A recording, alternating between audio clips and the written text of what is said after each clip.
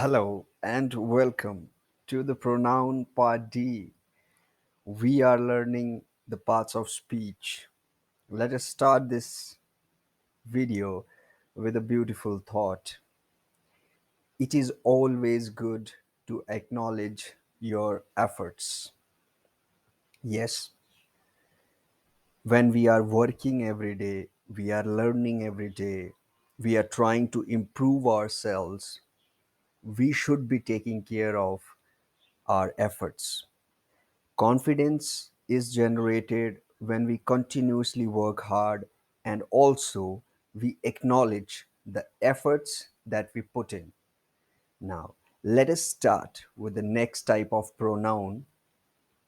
Earlier, we have discussed different types of pronoun. So, in this video, we will compile it. We will bring an end to the different parts of pronoun.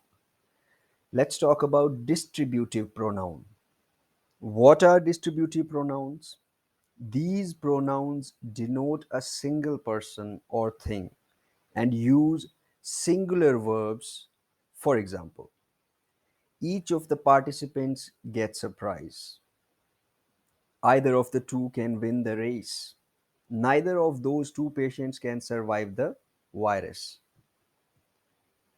Now let us understand it.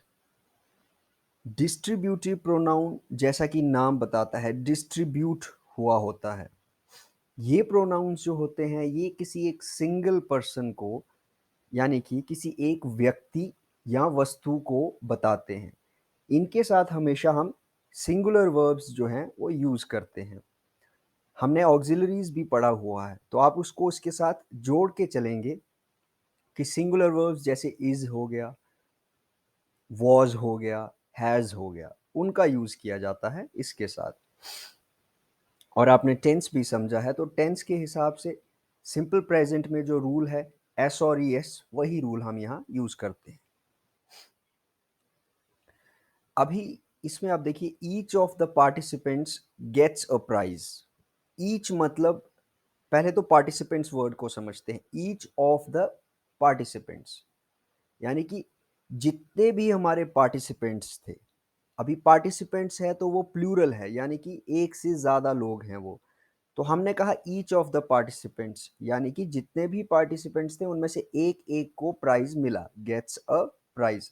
तो देखिए किस तरीके से हमने एक word use करते हुए उनको सब पे लागू कर दिया। ये हमारा डिस्ट्रीब्यूटिव प्रोनाउन होता है। फिर हमने either of the two can win the race, तो दोनों में से कोई भी रेस जीत सकता है। Neither of those two patients can survive the virus, दोनों में से कोई भी वायरस को सरवाइव नहीं कर पाया। अभी ईच आइदर नाइदर जो है ये डिस्ट्रीब्यूटिव प्रोनाउन है, इसके साथ एवरीवन जो है वो भी एक डिस्ट्रीब्यूटिव प्रोनाउन है। तो अब हम समझेंगे कि इनका यूज कब कहाँ कैसे करना है और कौन सी बात है जो इस पे लागू होती है। सबसे पहले everyone is always used for more than to persons, यानी कि जो एवरीवन है वो हमेशा यूज किया जाएगा मोर देन टू पर्सन के लिए। जब भी हम सेंटेंस में एवरीवन आप जब भी इस्तेमाल करेंगे आपको ध्यान रखना होगा दो से ज़्यादा लोग होंगे तभी आप एवरीवन का यूज़ करेंगे। दो से ज़्यादा व्यक्ति होंगे या वस्तुएं होंगी। और ईच जो है वो दो के लिए भी इस्तेमाल होता है यानी कि दो व्यक्ति वस्तुओं के लिए भी इस्तेमाल होता है, और दो से ज़्यादा अगर व्यक्ति या वस्तु हैं तो उनके लिए भी वो इस्तेमाल होगा। अब बात आती है आइदर और नाइदर की। तो देखिए आइदर और neither is used for two person और थिंग्स। जब भी आप आइदर यूज करेंगे, आइदर यानी कि दोनों में से एक, नाइदर मतलब दोनों में से कोई भी नहीं। तो आइदर और नाइदर हमेशा दो चीज़ों के लिए यूज होता है।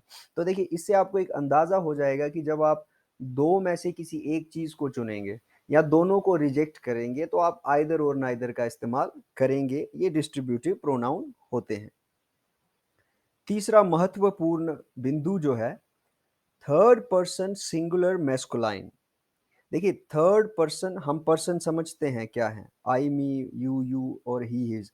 तो जो थर्ड पर्सन सिंगुलर मैस्कुलाइन यानी कि जो मैस्कुलाइन जेंडर मेल जेंडर को जो रिप्रेजेंट करता है, डिस्ट्रीब्यूटिव प्रोनाउन के साथ आप वही यूज करते हैं, जैसे ही, हिज और हिम। अगले स्लाइड में हम इसको एग्जाम्पल के साथ समझेंगे।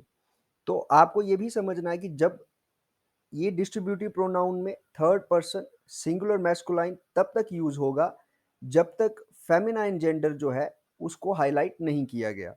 जब फेमिनाइन जेंडर यूज किया गया है एग्जाम्पल में या किसी सिचुएशन में, तो आप उसको हर ही यूज करेंगे, उसमें फीमेल जेंडर जो है, जो थर्ड पर्सन फेमिनाइन जो है वही यूज किया जाएगा। बस ये याद रखिए कि सिंगुलर यूज होता है। For example, every one of the guests was satisfied with the dinner।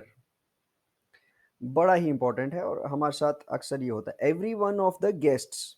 तो गेस्ट्स यानी कि आपने कोई पार्टी थ्रो किया, वहां 150, 200, 250 लोग आए हो सकते हैं। So every one of the guests was satisfied with the dinner, कि हर इंसान जो आया था वो खाने से संतुष्ट होकर गया। तो every one of the guests, आप देख रहे हैं यहाँ दो से ज्यादा लोगों की बात की जा रही है। Neither of the jeans was comfortable। आपको किसी ने जीन्स गिफ्ट किए दो, या आपने कहीं पे जाके खरीदे दो जीन्स, तो वहां से दोनों में से कोई भी आपको पहनने पर कंफर्टेबल नहीं फील होता है, या कोई भी सिचुएशन है। तो neither of the jeans was comfortable. अब जीन्स प्लूरल है लेकिन वॉज हमने यूज किया है सिंगुलर वर्ब, ये आप याद रखेंगे। एवरीवन शुड ओबे हिज पेरेंट्स। अब देखिए ये वो पॉइंट आ गया कि third person masculine singular gender, everyone should ओबे हिज पेरेंट्स। तो एवरीवन में लड़कियां भी आएंगी, लड़के भी आएंगे। तो एवरीवन शुड ओबे हिज पेरेंट्स, तो यहाँ पे जेंडर नहीं मेंशन होता है। तो जब जेंडर मेंशन नहीं है, आप उसको third person male masculine gender use कर सकते हैं। उसके बाद every one of the women has a choice of her own. अब देखिए every one of the women, तो यहाँ वुमेन मेंशनड है, has a choice of her own. तो यहाँ पे हिज ओन नहीं आएगा, हर ओन आएगा। और आप ध्यान रखिए यहाँ पे फिर से हमने विमेन एक प्लूरल टर्म है जो पूरी औरतों को रिप्रेजेंट करता है, प्लूरल है। लेकिन हैज क्या है, एक आप जानते हैं ये एक सिंगुलर के लिए यूज होता है ऑक्सिलरी के रूप में। तो हैज हमने यहाँ सिंगुलर यूज किया है। तो डिस्ट्रीब्यूटिव प्रोनाउन में आप सिंगुलर वर्ब यूज करते हैं, ये आप समझेंगे। अभी हम बात करेंगे ईच की, क्योंकि देखिए ईच भी एक डिस्ट्रीब्यूटिव प्रोनाउन है। क्योंकि चीज़ों को आप बहुत सारी चीज़ों को एक एक करके पॉइंट करते हैं एक ही वर्ड से। तो इसमें आप इंपॉर्टेंट पॉइंट ये याद रखेंगे कि each is used after the numeral, कि जब भी आप कोई न्यूमरल यूज करते हैं यानी कि नंबर को लिखा जाता है, उस समय ईच जो है वो बाद में लिखा जाएगा, ना कि पहले। For example, these mattresses cost each 200 rupees. अगर मैं ये कहता हूं कि ये जो मेट्रेसेस हैं ईच 200 रुपीज, तो गलत हो जाएगा। अगर आप इसको फॉर्मली सही करना चाहते हैं तो आप यूज करेंगे these mattresses cost 200 rupees each. तो ईच जो है वो लास्ट में आ जाता है।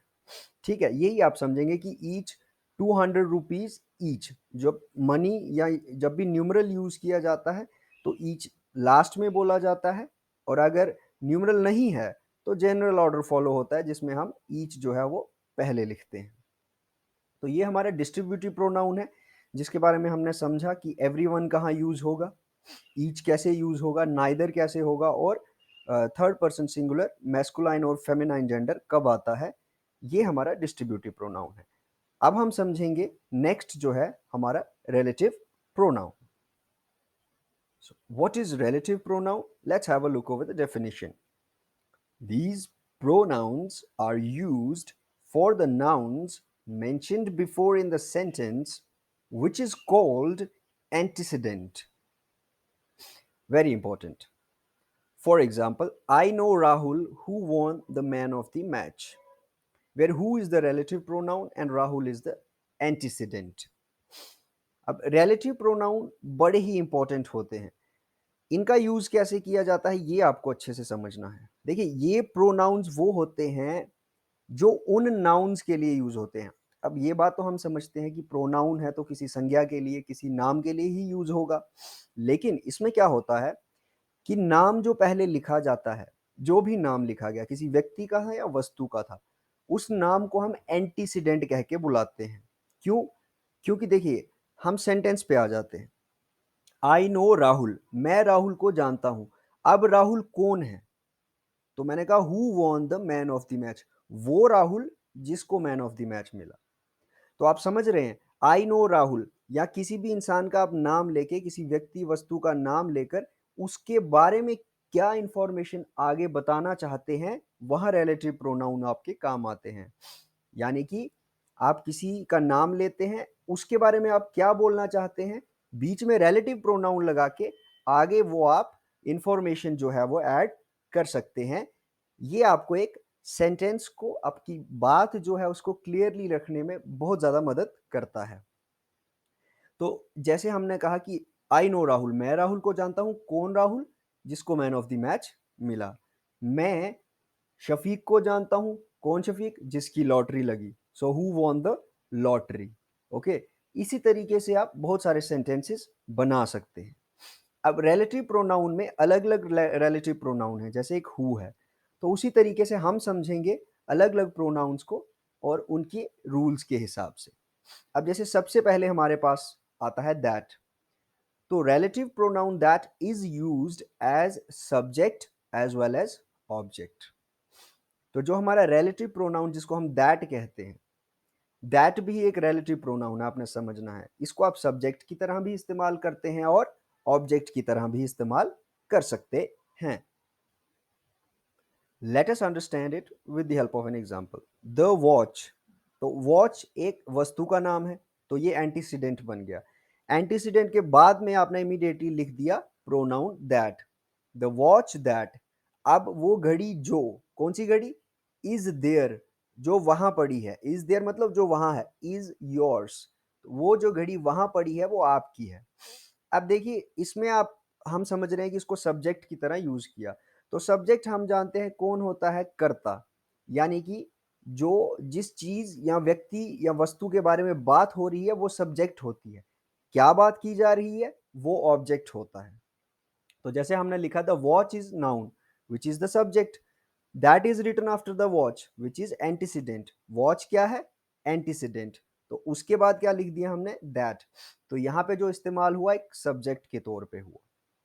अब समझते हैं कि ऑब्जेक्ट में कैसे यूज किया जाता है। The pencil that I found yesterday is hers. So the pencil, अब पेंसिल क्या है? एक वस्तु है।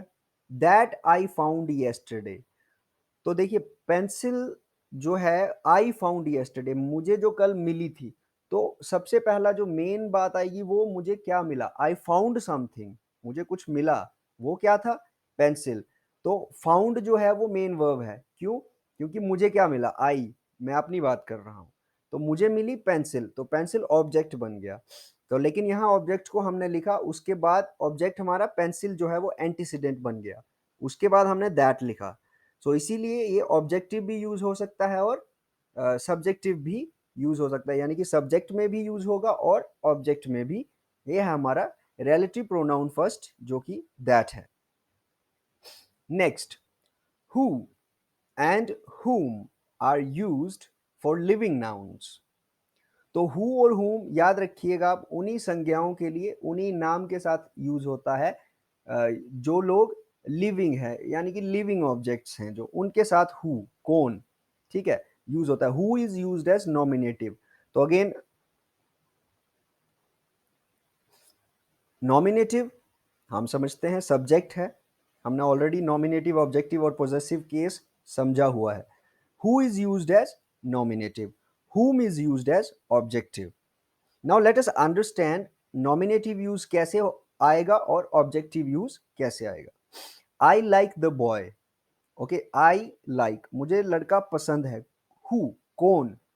हेल्प्स द पोर, जो गरीबों की मदद करता है। I like the boy who helps the poor. तो देखिए, अब वो लड़का गरीबों की मदद कर रहा है, यानी कि काम कौन कर रहा है? लड़का।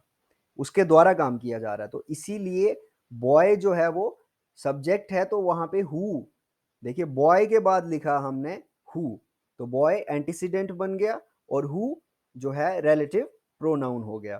तो इसीलिए ये नॉमिनेटिव केस है, क्योंकि कर्ता जो है, कार्य करने वाला लड़का है। अब ऑब्जेक्टिव केस समझते हैं। This is the girl whom all admire. ये वो लड़की है जिसकी सब प्रशंसा करते हैं। तो अब वो लड़की कुछ नहीं कर रही, उसकी प्रशंसा हो रही है, तो यानी कि एक ऑब्जेक्टिव तरीके से उसको यूज किया जा रहा है।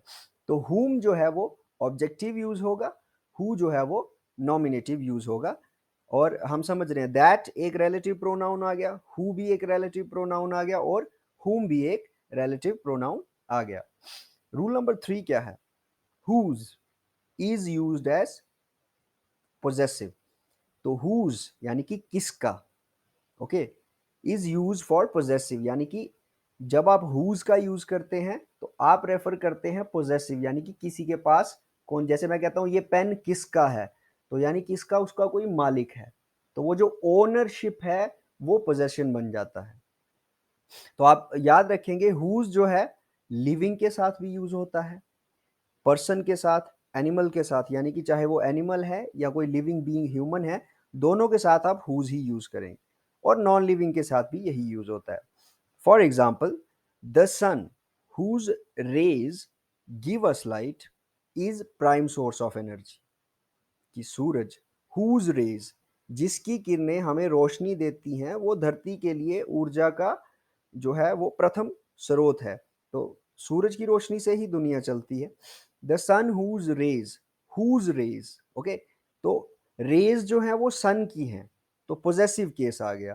तो सन के लिए हमने सन एंटीसीडेंट है, whose हमने यूज कर लिया रिलेटिव प्रोनाउन, तो रेज सन की होती हैं। पोजेसिव केस में आप whose यूज करते हैं, जैसे the dog whose hair is trimmed has become mad।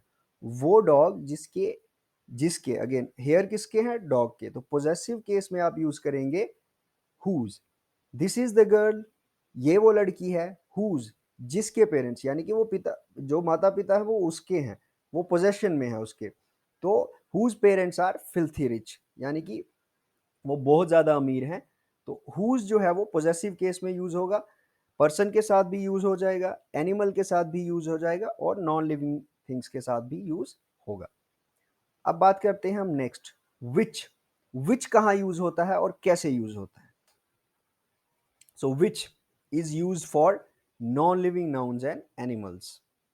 ठीक है, देखिए रिलेटिव प्रोनाउन है हु, whom, दैट, आप इनको यूज कर रहे हैं, लेकिन आपको समझना है कि किस केस में कौन सा किसके साथ यूज होता है। अब जैसे विच है, तो विच नॉन लिविंग नाउन्स, यानी कि वो संज्ञाएं जिनकी कोई लाइफ नहीं होती, जैसे मोबाइल हो गया, टेबल हो गया, डेस्क हो गया, पेंसिल हो गई, कुछ भी है। और एनिमल्स के साथ भी आप विच यूज करते हैं, जैसे द हाउस, तो घर, देखिए नाउन है तो एंटीसीडेंट बन गया, विच रिलेटिव प्रोनाउन, कौन सा हाउस मैंने ये बताना है, तो the house which has a grey colour, जिसका ग्रे कलर है वो उनका है या वो उसका है, is his. Similarly the camel, अब देखिए एनिमल आ गया, the camel which crossed the border, तो द आप समझते हैं आर्टिकल, हमने ऑलरेडी समझा हुआ है। The camel which crossed the border, अब यहाँ पे द कैमल हु नहीं आएगा, the camel that cross the border भी नहीं आएगा, बिकॉज कैमल एक एनिमल है, तो उसके साथ आप यूज करते हैं विच। ये हमारा विच का यूज है। बाकी सेम तरीका है रिलेटिव प्रोनाउन को यूज करने का, बस आप ये समझेंगे कि नॉन लिविंग के साथ और एनिमल के साथ आप यूज करते हैं विच। ठीक है, नेक्स्ट, टू रिमेंबर, अब कौन सी चीजें हमें याद रखनी है, देखिए जब भी विच को यूज करेंगे, while using which as a relative pronoun, the preposition is always used before. तो प्रीपोजिशन एज अ रूल हमेशा पहले ही यूज होती है, लेकिन इसमें एक थोड़ा सा वेरिएशन है, वो हम नेक्स्ट स्लाइड में कवर करेंगे। So I do not remember the date on which, अब देखिए डेट जो है वो क्या है, एंटीसीडेंट, तो विच आएगा relative pronoun, date on which, तो जब भी प्रीपोजिशन होगा तो वो विच से पहले लगाया जाता है, यानी कि प्रीपोजिशन का जो नॉर्मल यूज है वो विच में हो जाता है। On which LPG reforms were introduced, तो मुझे वो डेट याद नहीं है जिस दिन जो लिबरलाइजेशन है, प्राइवेटाइजेशन है और ग्लोबलाइजेशन रिफॉर्म्स जो हैं वो इंट्रोड्यूस किए गए। Next, which is sometimes used for a clause.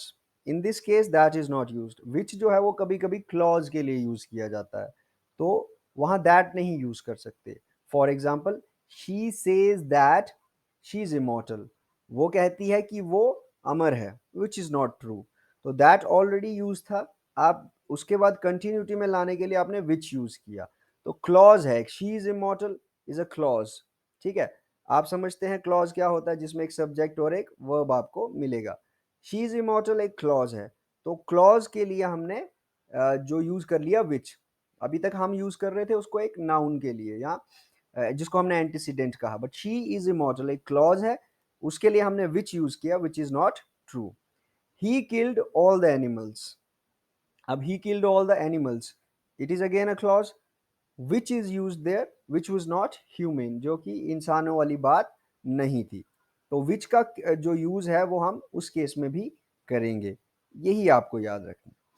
अब देखिए विच का और दैट का हम थोड़ा डिफरेंट कर लेते हैं। दैट हमने ऑलरेडी अंडरस्टैंड किया, but there is another dimension to it.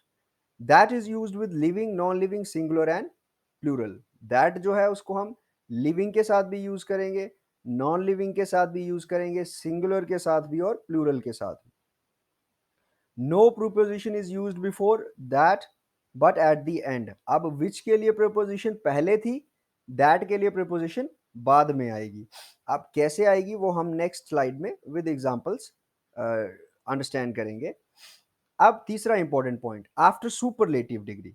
तो एडजेक्टिव्स देखिए, जब भी एडजेक्टिव में हम जैसे कहते हैं ना गुड, बेटर, बेस्ट, तो गुड क्या है, बेसिक, बेटर क्या है, कंपैरेटिव डिग्री, और बेस्ट क्या है, सुपरलेटिव, यानी कि किसी चीज को आप तीसरे हाई क्वालिटी में लेके जाते हैं।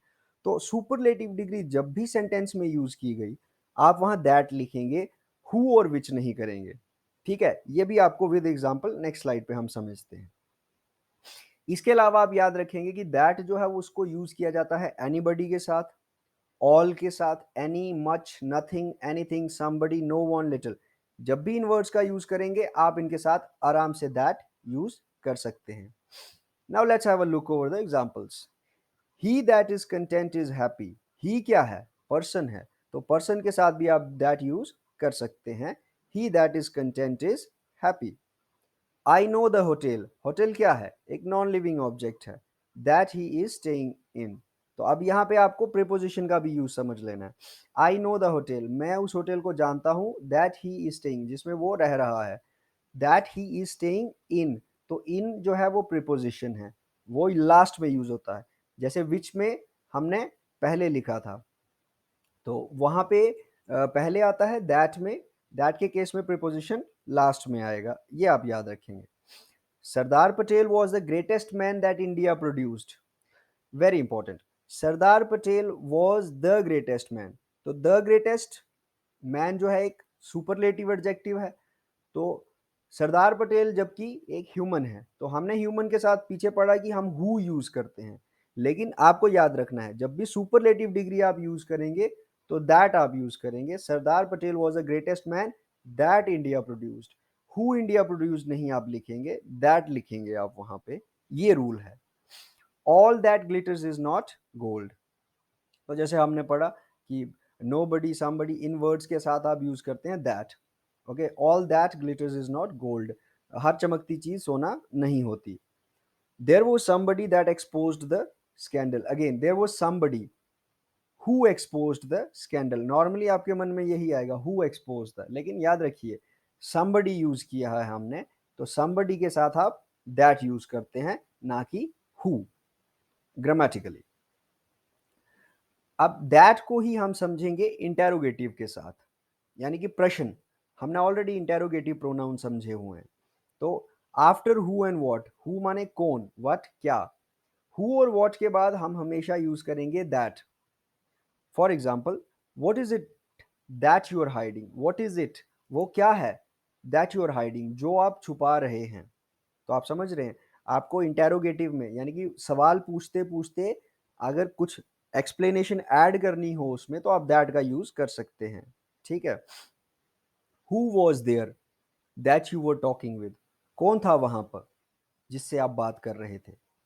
तो हु वॉज देयर, ये भी क्वेश्चन हो सकता है, हु वॉज देयर वहां कौन था, that you were talking with. अब देखिए आप समझ रहे हैं ना, रिलेटिव प्रोनाउन हमें क्या करते हैं, इंफॉर्मेशन ऐड करने में हेल्प करते हैं बहुत ज्यादा। तो आप समझ गए, हु और व्हाट के साथ जब भी क्वेश्चन में आएगा आप दैट यूज करेंगे।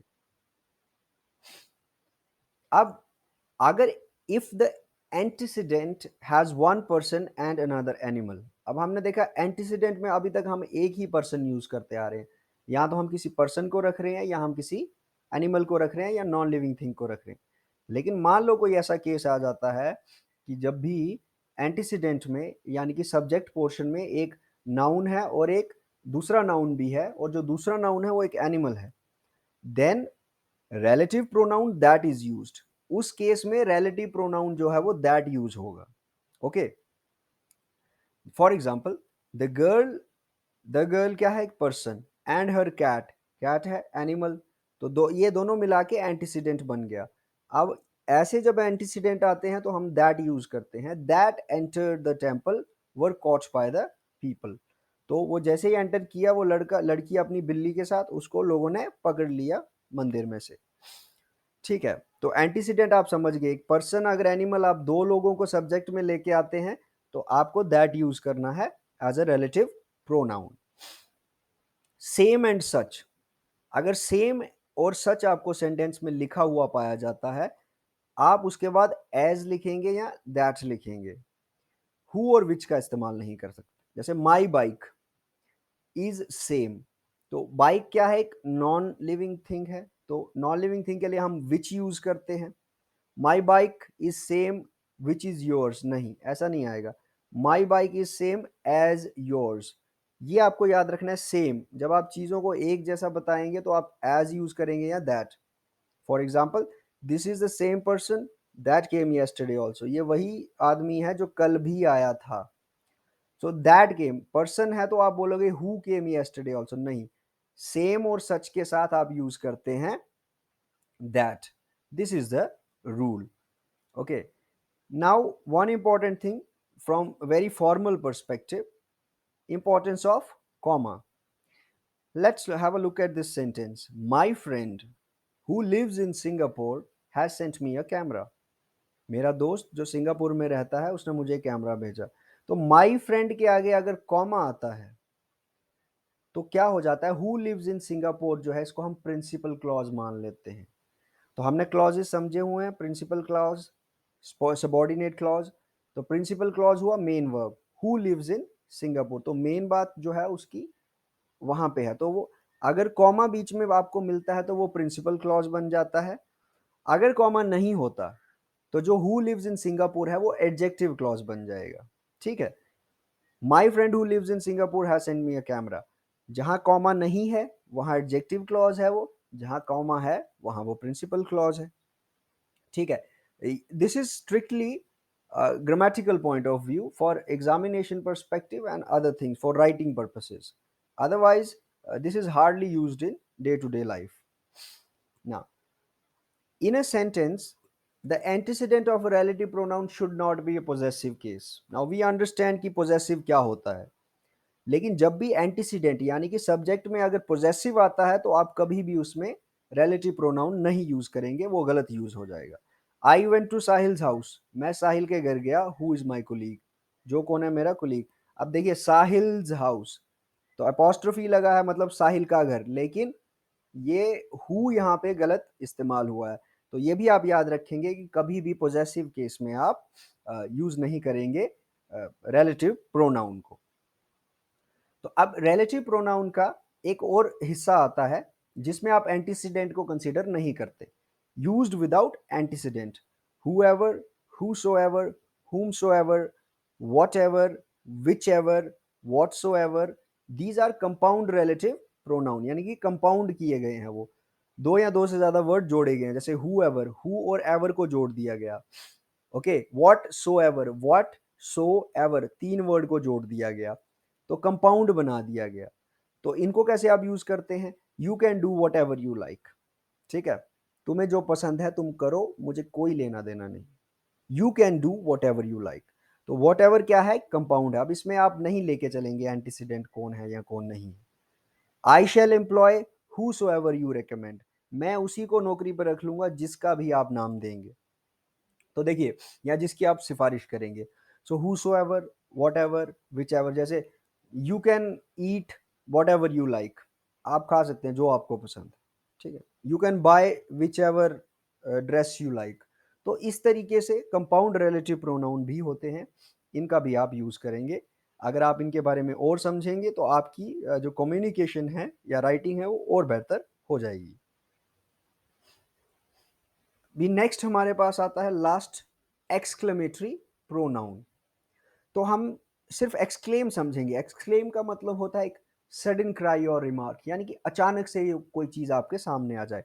हमारी जो पहली एग्जांपल है, मैं आपको सिचुएशन बताता हूँ कि कैसी सिचुएशन में यूज होती है। मान लीजिए आपने, आपका बर्थडे है तो आपने किसी को बोला, यहाँ बर्थडे ही लेके चलेंगे, आपका बर्थडे है तो आपने किसी से कहा कि, अपने दोस्त से कहा कि आपने टिकट्स बुक किए, तो उसको सिर्फ बोला कि आप कलेक्ट कर लेना, तो हम फिर सीधा थिएटर में ही मिलेंगे। तो अब मान लो वो टिकट्स उसने कलेक्ट कर ली, तो जैसे ही आप थिएटर के बाहर खड़े होते हो तो आप उससे पूछते हो टिकट कहाँ, तो वो कहता है कि गुम हो गई। तो उस समय आपका क्या रिएक्शन होगा? सडन रिएक्शन हो जाएगा, what, you lost the tickets, क्या तुमने टिकट्स घुमा दिए? तो वो जो वॉट है अक्सर हमारे साथ होता है।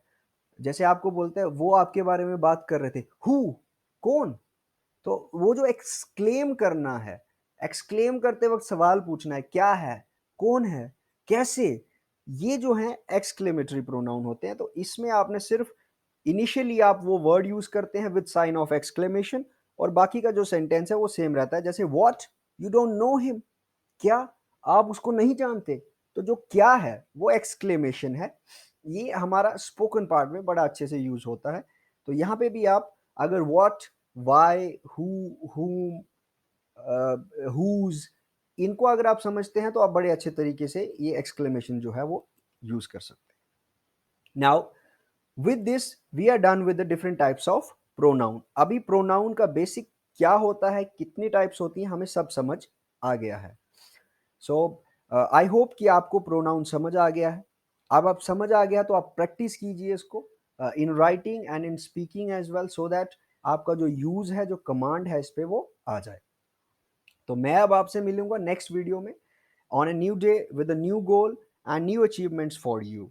Remember, every day is an opportunity. हर रोज हम कुछ ना कुछ सीख सकते हैं। अगर हम हर रोज थोड़ा थोड़ा सीखेंगे, हम जिंदगी में धीरे धीरे आगे बढ़ते रहेंगे। सो आपको ढेर सारी शुभकामनाएं। Good luck to you and thank you so much for joining us. I'll see you in the next video. Take care.